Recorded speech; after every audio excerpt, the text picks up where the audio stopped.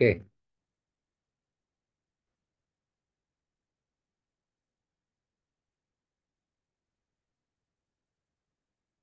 oke, kita lanjut untuk hari ini ya.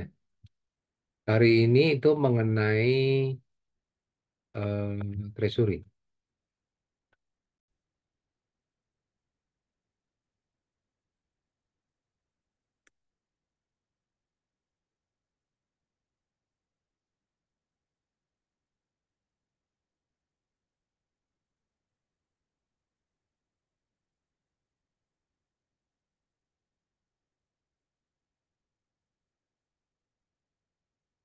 Muncul nggak materinya?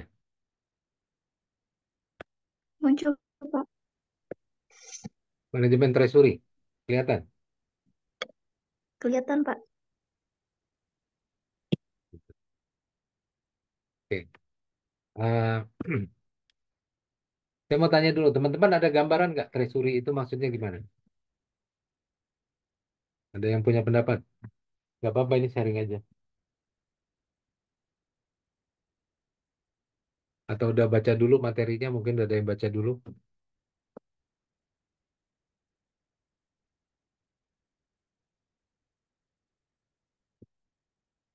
Ada? Nggak ada ya? Oke. Gini, bank itu kan sesuai fungsinya ya. Sesuai fungsinya menghimpun dana dari masyarakat, lalu dia akan menyalurkan lagi ke ini ya, dalam bentuk kredit gitu. Jadi misalnya, nah ini kan sebetulnya tanggal jatuh temponya berbeda-beda, betul nggak? Tanggal jatuh tempo dari misalnya dari kredit gitu ya.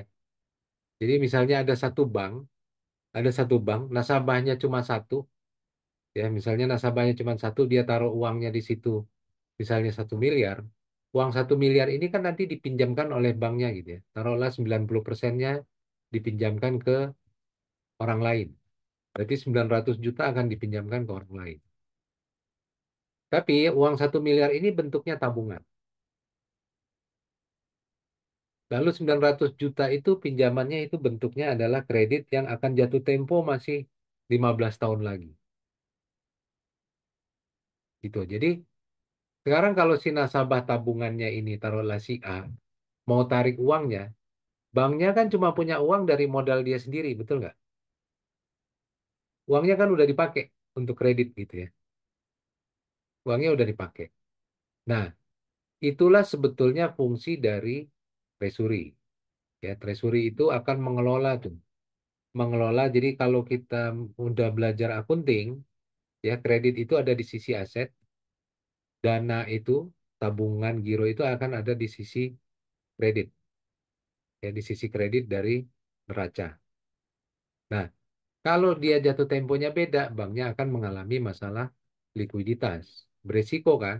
Berarti banknya bisa nggak bayar tuh uang si nasabah. Gitu ya, yang tadi. Nah, itu yang sebetulnya jadi eh, resiko. Misalnya itu adalah resiko yang disebut tadi risiko likuiditas.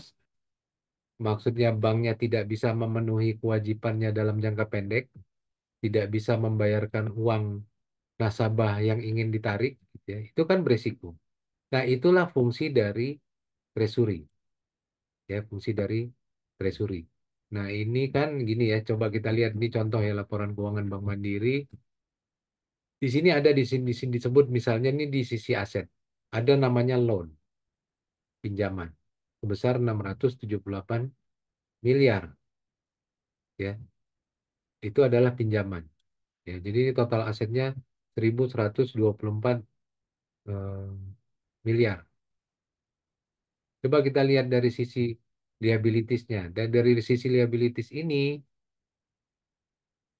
eh,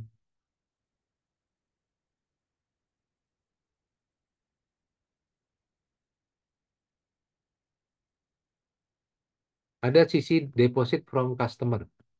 Nah, ini dana-dana masyarakat ini yang dihimpun. Ada 749 miliar. 678 miliar disalurkan dalam bentuk kredit. 749 miliar dana ini kan sebetulnya bisa ditarik. Itu temponya berbeda-beda. Kemarin kita udah belajar giro, tabungan, deposito gitu ya. Kalau ini tabungan semua, maka bisa ditarik kapan aja. Gitu ya. Dan banknya bisa mengalami risiko likuiditas gitu ya. Tidak bisa memenuhi kewajiban jangka pendek. Nah, itu gunanya ada treasury ya. Treasury.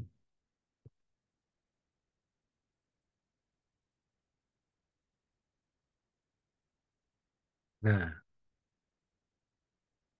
jadi di bank itu ada namanya unit treasury ya. Dia akan mengelola keuangan dari bank itu ya secara efisien dan strategis ya. Dia akan fokus kepada satu likuiditas. Tadi yang saya bilang, beresiko kan kalau jatuh temponya bersamaan gitu ya. Lalu ada resiko keuangan. Ya, resiko keuangan misalnya apa tadi? Eh, Resiko keuangan misalnya resiko suku bunga gitu ya. Suku bunga yang diberikan terlalu rendah gitu ya. Jadi banknya bisa mengalami kerugian. Ada pencadangan untuk kredit tidak tertagih juga ada di situ. Lalu ada pendanaan yang optimal. Pendanaan yang optimal gimana maksudnya? Bank itu kan bukan tidak mungkin dana yang dia terima dari masyarakat kan lebih besar gitu ya. Kayak tadi 800 miliar dananya, 700 miliar, sekitar 700 miliar disalurkan dalam bentuk kredit. 100 miliar lagi kan sebetulnya idle gitu. 100 miliar. Dan mungkin ada yang ditempatkan di sesuai ketentuan di Giro Wajib Minimum di Bank Indonesia dan mereka juga bisa taruh di surat-surat berharga gitu ya. Surat-surat berharga di pasar uang ya yang bisa menghasilkan keuntungan. Nah, ini contohnya tadi kalau kita lihat balik ke neraca tadi ya, neraca Bank Mandiri. Nah, nih, ini kan kelebihan-kelebihan antara lain ya dia taruh di mana dalam bentuk uang kas. Dia taruh dalam giro wajib minimum pada Bank Indonesia. Ini sesuai ada ketentuannya ya. Ada ditempatkan juga di bank lain ya. Ada penempatan juga di BI. Misalnya membeli apa surat berharga Bank Indonesia. Dibelikan di surat berharga. Dibelikan di obligasi pemerintah gitu ya. Nah, tujuannya apa? Tujuannya sebetulnya untuk mendapatkan keuntungan kalau ada dana-dana yang idle tadi.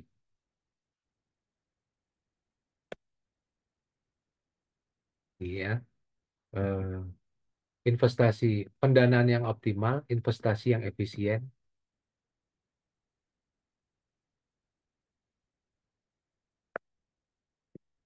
oke, investasi yang efisien, kepatuhan terhadap regulasi. Tadi itu contohnya giro wajib minimum pada Bank Indonesia. Jadi sebagian dana masyarakat yang dihimpun harus ditempatkan, nggak semuanya boleh disalurkan dalam bentuk kredit, tapi ditempatkan di giro wajib minimum di Bank Indonesia. Ya, jadi treasury ini akan membantu menjaga stabilitas keuangan, melindungi aset, dan mencapai tujuan keuangan jangka panjang. Kira-kira begitu. Ada pertanyaan mengenai treasury. Jadi kasarnya gini, dana itu dihimpun, dikelola oleh treasury, ya. Dihimpun oleh cabang-cabang gitu ya kalau ini. Tabungan, giro, semua yang buka. Nah, dana itu dihimpun jadi pool jadi satu. Treasury akan bagi-bagi. Ini sebagian untuk kredit, ini sebagian untuk memenuhi kewajiban BI, ini sebagian kita taruh di surat berharga supaya menguntungkan. Itu kira-kira fungsi dari manajemen treasury. Treasury itu apa? Pengertian treasury, treasury itu adalah harta gitu ya. Treasure. Kalau di negara itu ada di Departemen Keuangan itu ada Dirjen Perbendaharaan Negara. Ya, itu yang mengelola keuangan. Nah, bentuknya apa? Tadi kan disebut ya. eh, Pengelolaan likuiditas yang cermat. Ya, jadi dia akan memantau cash flow, ya, arus cash flow atau arus kas. ya, yang untuk memastikan dananya cukup. Cash flow itu apa? Dana keluar masuk, gitu ya. Jadi ada penarikan hari ini, ada clearing hari ini, lalu ada yang masuk lagi dana, ada pencairan kredit, gitu ya. Nah, itu dia akan pantau. Pantaunya itu harian, harian dipantau. Dan dia akan buat perencanaan supaya menguntungkan dan bisa menjaga likuiditas. Lalu juga untuk mencadangkan, gitu ya, cadangan likuiditas, antisipasi kalau terjadi kekurangan dana, ya. Lalu untuk perencanaan likuiditas, untuk jangka waktu yang ke depan, gimana untuk pemenuhan jangka waktu yang ke depan. Itu maksudnya sebetulnya fungsi dari treasury. Ada pertanyaan sampai sini? Kemarin ada yang dengar nggak Pak Jokowi kira-kira minggu lalu bilang eh, hati-hati sama likuiditas kering. Ada yang baca nggak beritanya? Silahkan komen. Belum, Pak. Baca ya. Sebetulnya gini, itu berkaitan dengan uang beredar, ya uang beredar. Jadi semua uang yang di bank ini kan sebetulnya masuk dalam catatan uang beredar. Teman-teman kalau udah belajar ekonomi makro, itu ada ininya. Uang beredar itu adalah M1, M2 dan seterusnya. Uang beredar itu adalah uang tunai yang kita pegang gitu ya, eh, yang dalam sirkulasi, termasuk juga rekening tabungan, rekening giro, nah itu termasuk uang beredar.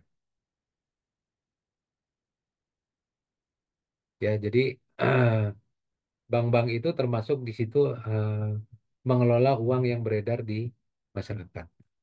Makanya disebut kalau kita menyimpan uang di bawah bantal gitu ya, sebetulnya uang kita itu nggak beredar, nggak ikut dalam peredaran gitu ya. Jadi karena uangnya disimpan di bawah bantal, ditabung di bawah bantal gitu. Itu uangnya nggak ikut dalam peredaran, keluar dari peredaran. Kalau dia dalam peredaran, maka dia akan masuk ke sistem perbankan, pembayaran, dan gitu ya, dan lain-lain, dan itu bisa digunakan. Nah, yang dimaksud Presiden hati-hati dengan likuiditas yang kering, sebetulnya uang beredar di masyarakat itu yang berkurang, berkurang. Kenapa berkurang? Nah, ini berkaitan juga dengan kebijakan pemerintah sendiri, gitu ya. Jadi pemerintah ini kan banyak menerbitkan surat utang, gitu ya, surat utang negara, gitu ya. Nah, masyarakat yang membeli itu maka uang dari perbankan itu akan keluar, masuknya semua ke surat utang negara, gitu ya. Masuknya semua digunakan untuk kebutuhan eh, pemerintah, digunakan untuk kebutuhan negara. Jadi perbankan jadi kesulitan sebetulnya dengan banyaknya surat utang yang dijual. Karena apa? Karena banyak dana masyarakat yang keluar dari sistem perbankan dan masuk ke surat utang. Itu yang dimaksud kemarin dengan likuiditas yang kering. Fungsi lainnya, manajemen risiko, keuangan yang komprehensif. Sebenarnya ada 21 risiko yang dimonitor di bank. Bank ini salah satu industri yang memiliki manajemen risiko yang sangat kuat. Yang diatur harus memiliki manajemen risiko. Disepakati secara internasional. Karena apa? Karena bank itu risikonya sistemik. Sistemik maksudnya gimana? Bisa menyebar ke bank-bank yang lain, gitu ya. Misalnya satu bank besar di Indonesia ada yang kalah clearing, gitu ya. Kalah clearing itu risikonya bisa menyebar ke bank-bank yang lain.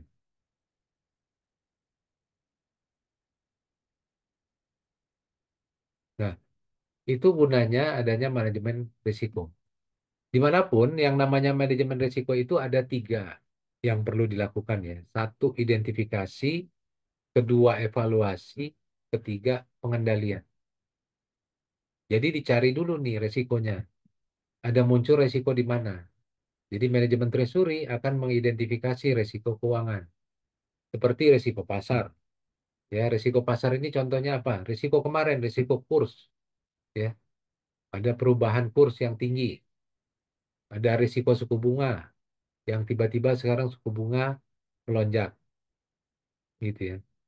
Risiko nilai tukar mata uang, nah ini tadi risiko kurs. Risiko kredit, semakin banyak debitur-debitur yang gagal memenuhi kewajibannya.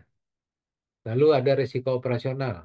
Risiko operasional itu misalnya pembobolan-pembobolan gitu ya, pembobolan rekening-rekening nasabah itu juga termasuk risiko.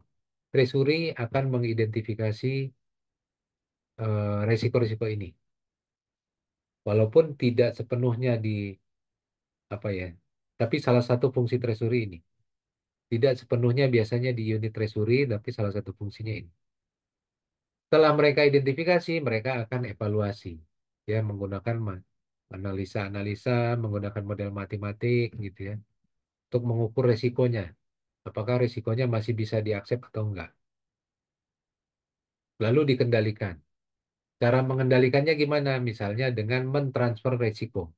Ini juga ada caranya sendiri. Mentransfer risiko misalnya gimana? Misalnya dengan menggunakan asuransi. Sama kayak kita gitu ya. Misalnya gini, kalau saya bilang saya mau memanajemen risiko rumah saya gitu ya. Rumah saya identifikasi dulu. Rumah saya ini punya risiko apa? Apakah risiko kebanjiran, apakah risiko kebakaran, gitu ya. Apakah risiko kemalingan dan lain-lain yang bisa menyebabkan kerugian besar. Lalu saya evaluasi, kira-kira kalau terjadi kebakaran dari mana?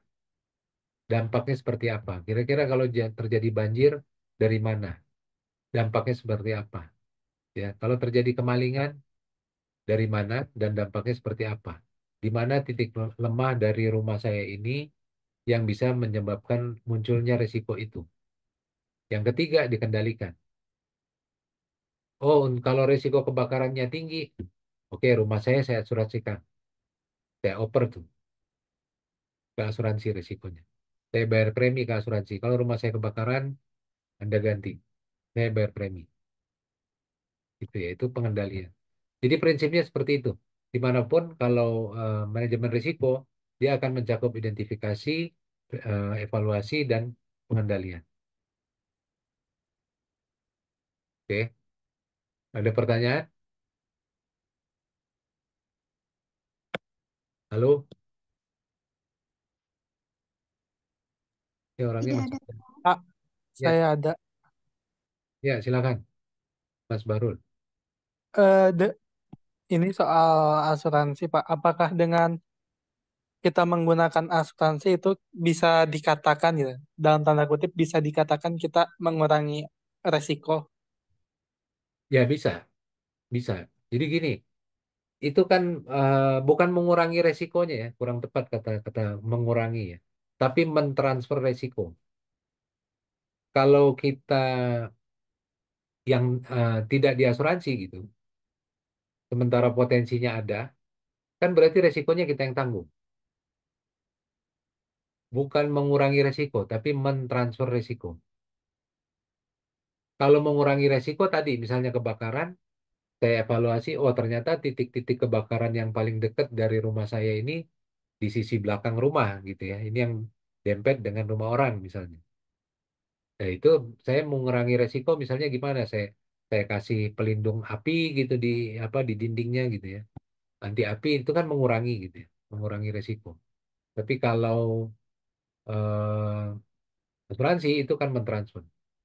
Jadi cara mengidentifikasi risiko itu nanti ada caranya gitu ya, tapi saya kasih tahu sedikit. Kita cari yang berdasarkan frekuensi dan berdasarkan impact, dampak. Ada risiko-risiko yang frekuensinya banyak, dampaknya kecil, dampak kerugiannya kecil. Ada risiko-risiko yang frekuensinya banyak, dampak kerugiannya besar. Ada risiko-risiko yang frekuensinya sedikit, dampaknya kecil. Ada frekuensi yang eh, apa namanya frekuensinya sedikit tapi dampaknya besar. Contoh, tuntutan hukum terhadap bank itu termasuk frekuensi yang sedikit. Tapi kalau muncul dampaknya besar.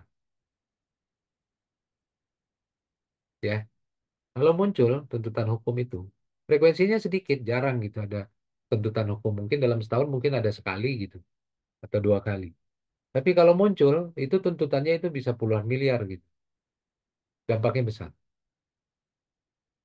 Lalu, misalnya ada lagi, frekuensinya sering, tapi dampaknya kecil. Contoh, eh, kesalahan operasional dari ini ya, dari petugas gitu ya. Kesalahan operasional dari petugas. Misalnya, terlambat mengantarkan cek gitu ya. Itu kan bisa diukur. Oh, ternyata dia terlambat jam clearing, misalnya ya, terlambat jam clearing, mungkin frekuensinya sering, atau salah input transaksi, mungkin frekuensinya sering, tapi transaksinya transaksi internal, gitu ya, bukan berkaitan dengan nasabah. Nah, itu kan mungkin sering, tapi resikonya relatif rendah. Itu ininya, maksudnya, Mas Bahrul. Berarti mentransfer resiko itu termasuk tanggung jawabnya juga gitu ya Pak, biar Ya, mudah dipahami. ya. Jadi sebetulnya sekarang kalau di bank itu udah ada unit tersendiri ya, yang mencakup manajemen resiko keseluruhan. Keseluruhan. Jadi bukan di treasury aja. Treasury ini sebetulnya lebih banyak berkaitan dengan pendanaan, dengan uang gitu ya. Dengan arus kas, uang keluar masuk gitu. Tapi kalau udah mencakup keseluruhan, itu sebetulnya ada unit manajemen resiko dan itu juga diukur sebagai salah satu indikator kesehatan bank. Nah, unit ini yang akan mengukur, mengidentifikasi setiap resiko. Nah, caranya gimana? Bank itu akan nanti mencadangkan sebagian modalnya untuk mengcounter resiko itu berdasarkan pengalaman masa lalu. Misalnya gini, oh secara rata-rata dalam 10 tahun terakhir terdapat 2 tuntutan hukum terhadap bank dengan total kerugian sekitar 50 miliar selama 10 tahun terakhir. Nah, dari data itu bank akan mencadangkan tuh bagian dari modalnya untuk kalau terjadi resiko tuntutan hukum. Gitu. Jadi semua risiko diidentifikasi, bank akan mencadangkan sebagian modalnya. Nah, berdasarkan modal itu, barulah tingkat kesehatan bank diukur berdasarkan risiko. Makanya kalau kita lihat, gitu ya, kan ada istilah capital adequacy ratio atau CAR. Itu kan ukuran kesehatan bank salah satunya ya. Di mana bank minimum harus punya modal 8% dari total aset. 8 atau 9% dulu. Tapi setiap bank itu berbeda-beda, tergantung resikonya masing-masing. Jadi ada bank yang punya modal minimum 19%. Ada bank yang punya modal sampai dengan 25%. Gitu ya. Ada bank yang hanya memenuhi regulasi 8%. Nanti itu berdasarkan risiko masing-masing. Itu maksudnya, Mas Baru. Oke. Baik, paham. Heeh. Saya lanjut ya. Yang kedua adalah pemilihan sumber pendanaan yang optimal. Nah, pendanaan berarti kan dana yang diterima gitu. Dana yang diterima itu bisa giro, tabungan deposito, atau modal dia sendiri. Gitu. Jadi bank bisa mempertimbangkan apakah saya akan memberikan kredit dari dana masyarakat atau dengan sebagian juga dengan modal saya sendiri. Kalau menguntungkan kan bukan nggak mungkin banknya ikut menggunakan modalnya untuk memberikan kredit. Nah ini modal ekuitas. Manajemen treasury akan mempertimbangkan penggunaan modal sebagai sumber pendanaan, ya seperti penerbitan saham baru, ya atau menggunakan laba tahun berjalan itu digunakan untuk pendanaan lagi untuk memberikan kredit. Sering terjadi di bank syariah. Bank syariah sering dia memberikan kredit yang cukup tinggi dibandingkan kalau dibandingkan dengan dana yang dihimpun gitu ya. Lalu utang, mereka juga mengevaluasi opsi menggunakan utang. Gitu. Misalnya modal sama dananya sudah apa namanya tidak bisa memenuhi regulasi. Bukan nggak mungkin mereka evaluasi kalau saya pakai utang. Ada yang butuh kredit nih, ya udah saya pakai utang dulu deh. Gimana caranya saya terbitin obligasi, ya, surat utang gitu ya. Atau instrumen utang lainnya, ya yang menguntungkan dan resikonya rendah. Lalu Treasury juga akan melakukan negosiasi ya ke pemberi pinjaman atau investor, ya mengelola struktur modal tadi. Apakah akan menggunakan dana sendiri atau menggunakan dana nasabah gitu ya. Itu struktur modal. Untuk apa? Untuk memaksimalkan nilai dari perusahaan ya. Jadi nanti teman-teman kalau di S2 nanti bisa tahu tuh bahwa eh, nilai perusahaan itu gitu ya sangat ditentukan oleh pilihan dia. Apakah dia akan menggunakan hutang atau modal sendiri. Nilai yang paling bagus itu biasa secara rata-rata, secara empiris buktinya adalah menggunakan 40% hutang, 60% modal sendiri. Itu kalau di perusahaan-perusahaan produksi gitu ya. Itu struktur modal ya untuk memaksimalkan nilai perusahaan. Nilai perusahaan. Mungkin teman-teman bisa membandingkan gini. Mana yang lebih bernilai antara Coca-Cola dengan Big Cola? Mana perusahaan yang lebih bernilai antara Coca-Cola dengan Big Cola? Kan di supermarket ada tuh Big Cola, ya. Tentu kita secara sepintas bisa bilang, wah Coca-Cola akan lebih bernilai. Kenapa kita menilai gitu? Buktinya dia bisa menjual Coca-Colanya, colanya itu lebih mahal daripada Big Cola. Orang lebih percaya dengan brand dari Coca-Cola, gitu ya. Itu maksudnya nilai dari perusahaan.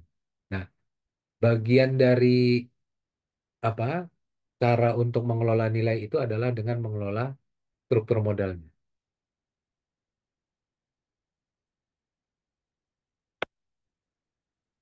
Oke, ada pertanyaan sampai sini? Nggak ada. Kalau bingung, sementara dihafal dulu aja, ya. Kalau masih bingung gitu ya. Karena ini sebetulnya tugasnya di S1 ini saya menjelaskan definisi apa namanya? Menyebutkan definisinya. Definisinya ini loh, gitu ya. Lalu Treasury juga akan melakukan investasi yang bijaksana dan menguntungkan, ya. Manajemen Treasury akan menganalisa investasi. Investasi apa tadi? Contohnya uang yang menganggur ditempatkan di surat berharga, ditempatkan di obligasi, ditempatkan di surat utang negara gitu ya. Nah, dia akan menganalisis investasi itu, ya, menganalisis potensi keuntungannya dan potensi risikonya, ya. Makanya bank jarang yang menempatkan di saham karena saham itu risikonya biasanya besar, gitu ya, fluktuasi harganya besar. Lalu melakukan diversifikasi. Diversifikasi ini maksudnya adalah memecah-mecah investasi ke dalam berbagai instrumen, ya. Tujuannya apa? Untuk mengurangi resiko, menyebarkan resiko, ya. Jadi ada yang dibelikan obligasi negara, ada yang dibelikan reksadana, gitu ya, dan instrumen keuangan lainnya. Treasury juga akan yang ketiga akan melaksanakan perencanaan investasi. Apakah itu untuk jangka pendek atau untuk jangka panjang? Ya. Ini masih mengenai fungsi treasury. Nah, yang berikutnya adalah menjaga kepatuhan terhadap regulasi, ya, regulasi keuangan, baik nasional maupun internasional. Contohnya tadi, BI menetapkan bahwa giro wajib minimum itu 9% dari dana. Jadi Bank Mandiri punya dana yang dihimpun sekitar 700 triliun gitu ya. 9%-nya harus ditaruh di BI sekitar 63 ya, mungkin 63 triliun gitu. 63 triliun harus ditaruh di BI, di giro. Itu regulasi. Ya, jadi manajemen treasury akan menjaga bahwa bank ini memenuhi regulasi. Apa konsekuensinya kalau nggak memenuhi regulasi? Nanti banknya dinilai tingkat kesehatannya rendah. Gitu, ya. Itu salah satu faktor mengukur tingkat kesehatan bank. Penyesuaian kebijakan. Jadi ini kebijakan internal maksudnya. Bukan nggak mungkin bank itu akan melakukan perubahan-perubahan kebijakan internal di dalam ini sesuai dengan kebutuhan, baik untuk regulasi maupun untuk kebutuhan organisasi. Lalu ada audit internal atau pemeriksaan internal. Sebenarnya ini juga bukan fungsi mutlak dari Treasury, tapi ada unitnya tersendiri gitu ya. Melakukan pemeriksaan laporan keuangan sesuai dengan standar akuntansi. Jadi di internal juga dilakukan pemeriksaan. Nah, sebenarnya Treasury ini banyak di lembaga keuangan, bukan cuma bank. Biasa bisa ada di bank, bisa ada di perusahaan asuransi, dan ada di pialang investasi gitu ya, broker ya. Bank pada bank ini peran manajemen treasury dia menjalin hubungan baik ya dengan nasabah juga ada dengan regulator gitu ya. Walaupun ini terpisah-pisah, tapi secara definisi fungsinya ada di treasury. Di perusahaan asuransi juga, jadi dia akan menegosiasikan polis asuransi, preminya, lalu risiko yang dibayarkan yang kira-kira menguntungkan. Broker juga gitu untuk memfasilitasi transaksi investasi perusahaan. Broker atau pialang. Ada yang ngerti? Pialang atau broker itu definisinya apa sih? Ada yang bisa kasih komen? Tahu Pak, Pialang, ya, broker itu semacam lembaga yang apa menghubungkan antara si apa ya bisa disebut trader dengan si bursa saham. Jadi nggak bisa langsung harus ada istilahnya tuh kayak semacam makelar lagi, Pak. ya, betul. Kira-kira gitu ya. Di broker itu atau pialang itu dia sebetulnya lebih mirip dengan makelar atau calo gitu ya kasarnya ya. Jadi antara pembeli ada pembeli saham dia yang akan menghubungkan dengan bursa gitu ya, dengan bursa saham. Nanti di bursa saham juga kan akan ada penjualnya gitu ya. Ada pembeli dan ada penjual nanti akan ketemu di bursa gitu. Sementara kan kalau si investornya gitu ya, yang punya dananya kan nggak bisa langsung ketemu dengan penjual gitu ya. Atau nggak bisa langsung ketemu dengan pembeli, tapi ketemunya dengan broker. Ya, jadi dia akan memfasilitasi transaksi investasi.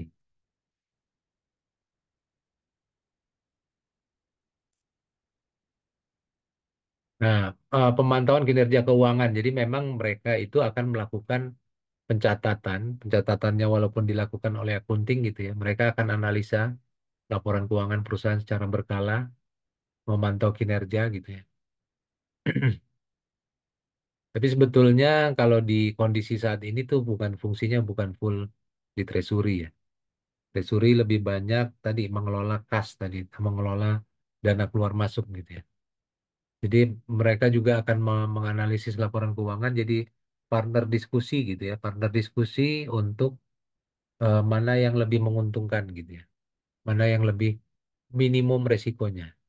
Mereka juga akan membuat proyeksi, nah ini benar, membuat proyeksi keuangan, memperkirakan uang kas keluar masuk gitu ya, pendapatan dan pengeluaran di masa yang akan datang. Lalu melakukan laporan kepada manajemen. Jadi fungsi treasury ini sebetulnya salah satu fungsi yang memang vital gitu ya di perbankan karena dia akan mengelola secara keseluruhan.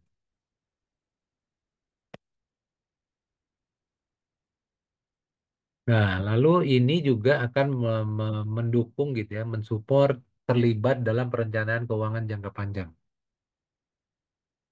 perusahaan ya, termasuk target, sumber daya dan strategi investasi. Misalnya begini, bank itu kan kadang-kadang berpikirnya agak ini ya, maksudnya agak terbalik dengan nasabah gitu. Misalnya gini, oh bank memperkirakan nih, ke depan ternyata suku bunga akan naik gitu. Kalau suku bunga akan naik kan berarti banknya akan bayar bunga ke nasabah penyimpan lebih besar. Tapi belum naik. Nanti perkiraan, oh akhir tahun nih perkiraan suku bunga jadi 7% nih. Sekarang masih sekitar 5% gitu ya. Bank mungkin akan menawarkan dari sekarang untuk membuka deposito kalau ada nasabah deposito, buka aja Bu depositonya sekarang gitu. Untuk jangka waktu berapa? 1 tahun. Kan bunganya 5%. Nanti waktu suku bunga 7% mereka masih punya deposito yang 5%. Gitu. Jadi mereka terlibat dalam perencanaan keuangan jangka panjang. Evaluasi peluang bisnis. Ya, peluang bisnis. Banyak produk treasury itu yang menangkap peluang. Gitu ya. Ada beberapa nasabah misalnya yang mengharapkan bunga yang tinggi tapi mata uangnya US. Gitu ya. Mata uangnya mata uang asing. Jadi mereka mau dapat kursnya bagus, mau dapat nilai tukarnya terjaga, tapi minta bunga tinggi. Nah, Treasury bisa melakukan itu tuh, ya. Mereka kalau melihat peluang itu, mereka bukan nggak mungkin akan buat produk khusus untuk nasabah gitu ya, untuk nasabah untuk memanfaatkan peluang ini gitu. Lalu mengambil keputusan korporasi. Ya, jadi memang tadi berdasarkan evaluasi secara keseluruhan akan memberikan rekomendasi ke top manajemen untuk keputusan eh, perusahaan.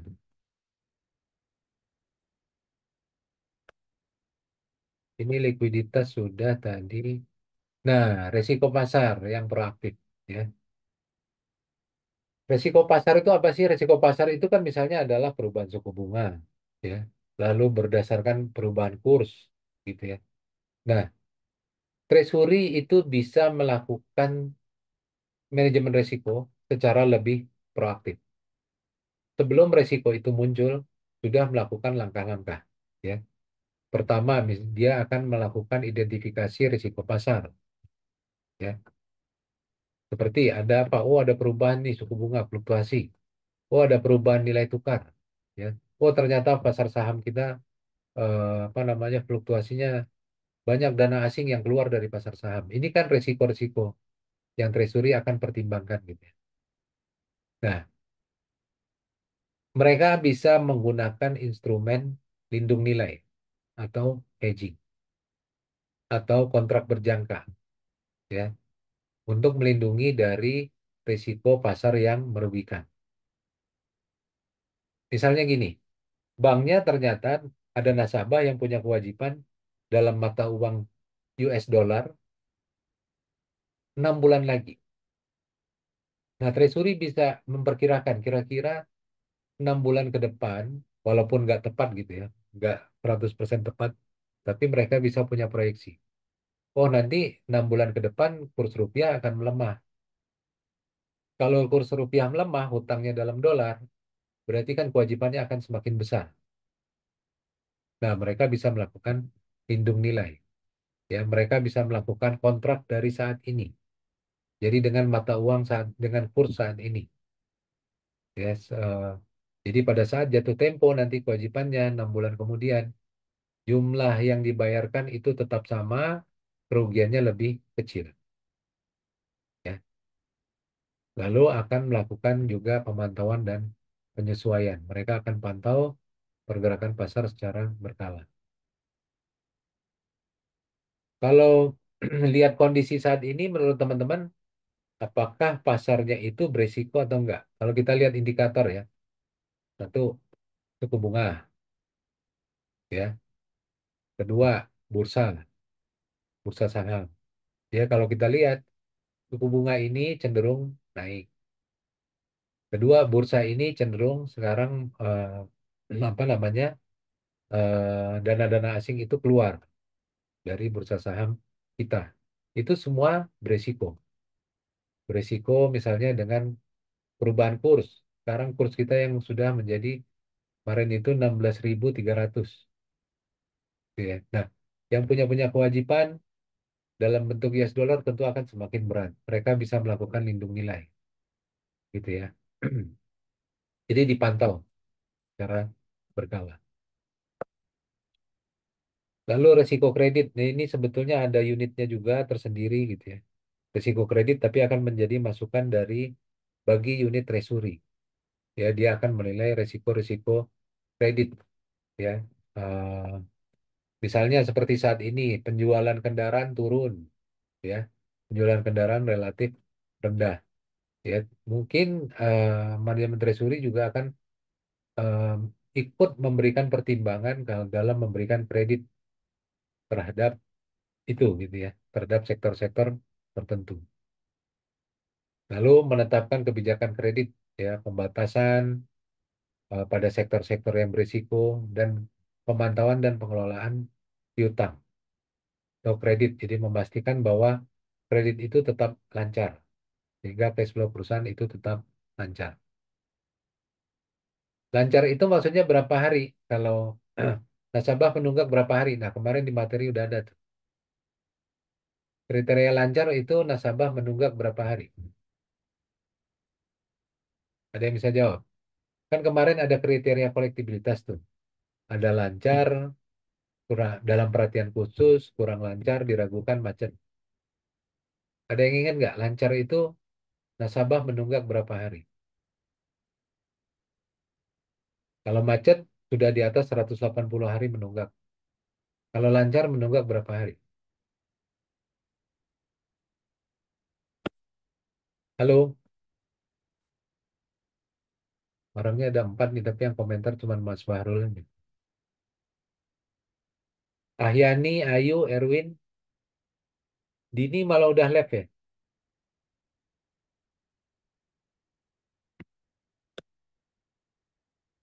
Ada komen? Atau suara saya yang dari tadi nggak muncul? Ada Pak. Nah, lancar itu berarti nasabahnya menunggak 0 hari, jadi nggak pernah menunggak. Gitu ya. Lancar itu, kategori lancar itu nasabahnya tidak pernah menunggak.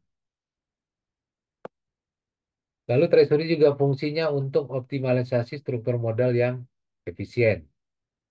Ya, mulai dari menganalisis, ini struktur modal maksudnya apakah menggunakan dana nasabah atau menggunakan modal sendiri. Yang mana yang lebih menguntungkan.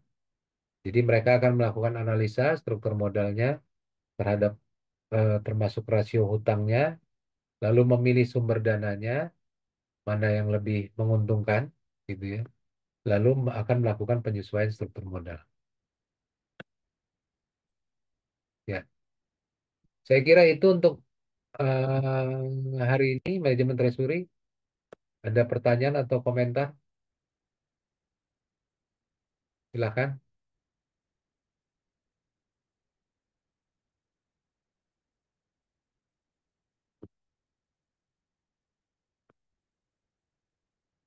Nggak ada?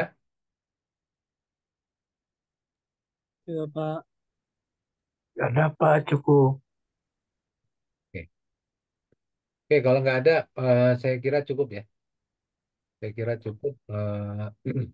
Saya tutup aja untuk materi hari ini. Terima kasih. Selamat pagi. Assalamualaikum warahmatullahi wabarakatuh. Waalaikumsalam.